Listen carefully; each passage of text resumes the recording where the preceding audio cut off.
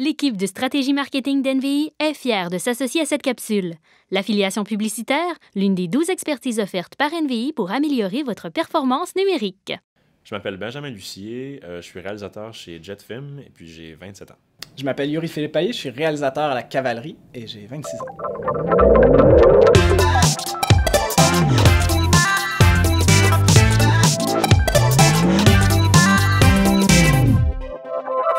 Le travail de réalisateur, en gros, ce que ça consiste, c'est de mettre en image une histoire.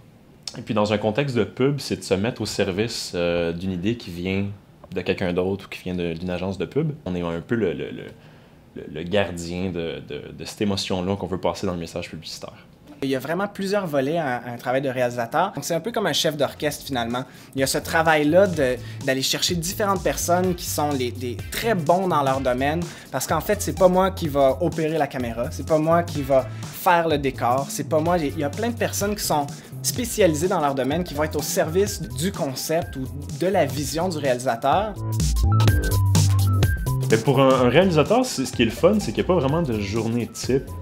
Il y a des journées où est-ce qu'on est en écriture de concept ou en écriture d'approche en pub. Puis à ce moment-là, on essaie d'absorber plein de références pour être inspiré.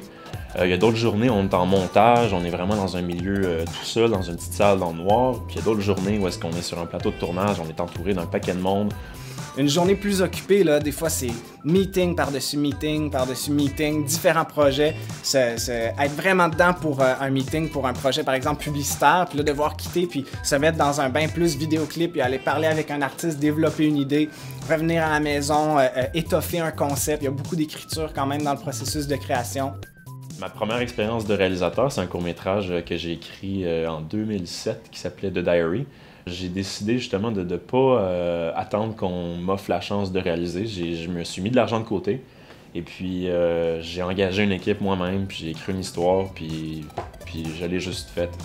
Et puis je me rappelle la première journée de tournage, j'avais engagé un vrai DOP avec des vrais gaffeurs, des vrais grips, une vraie équipe technique. Puis il y avait beaucoup de figurants. J'avais quand même visé quelque chose d'assez ambitieux. Puis je me rappelle ma première réaction de me sentir complètement dépassé parce que je venais de créer. Mon premier mandat, la première fois qu'on m'a approché vraiment pour réaliser quelque chose, ça a été un vidéoclip pour Mara Tremblay pour la chanson Le Printemps des Amants. Sinon, en pub, la pub des Rendez-vous du cinéma québécois de cette année était vraiment le fun à tourner, qu'on avait vraiment, c'était attitude do it yourself, pas de budget. Ben, ma première vraie réalisation, je dirais que c'est le clip que j'ai fait pour Pacemaker de La Pâte à Rose. Encore maintenant, je suis très content du résultat. Ça a beaucoup voyagé. C'est un clip qui m'a ouvert beaucoup de portes. Puis j'en suis là encore maintenant vraiment fier de ce clip-là. J'ai beaucoup aimé faire ça. Dernièrement, j'ai fait un vidéoclip pour Mika. Et puis vraiment, ça a été une super expérience. C'est d'avoir un artiste quand même international qui laisse autant de place puis qui est respectueux là, du processus de travail. Pour moi, ça a été hyper enrichissant. Mes sources d'inspiration, ça peut venir vraiment de n'importe quoi. Je pense que l'important, c'est vraiment juste de s'exposer à le plus d'affaires possible parce que tu sais jamais ce qui va pouvoir t'inspirer. Faut que tu t'exposes à des trucs nouveaux, que tu sors de ta zone de confort constamment parce que sinon, tu n'évolues pas en tant qu'artiste puis c'est pas ça qu'il faut. On est là dans une époque où on est tellement bombardé de matériel vidéo complètement hallucinant. J'aime beaucoup ça, juste siroter mon café le matin, là, puis me laisser prendre là, dans l'espèce de toile de talent complètement hallucinante que l'Internet et les médias sociaux nous offrent.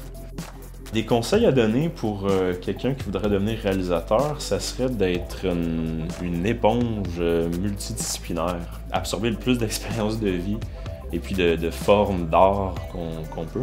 Aussi, un conseil hyper important, ça serait de ne pas attendre qu'on nous donne une opportunité pour commencer à devenir réalisateur. Faut aller de l'avant, il faut le faire nous-mêmes, avec des projets personnels.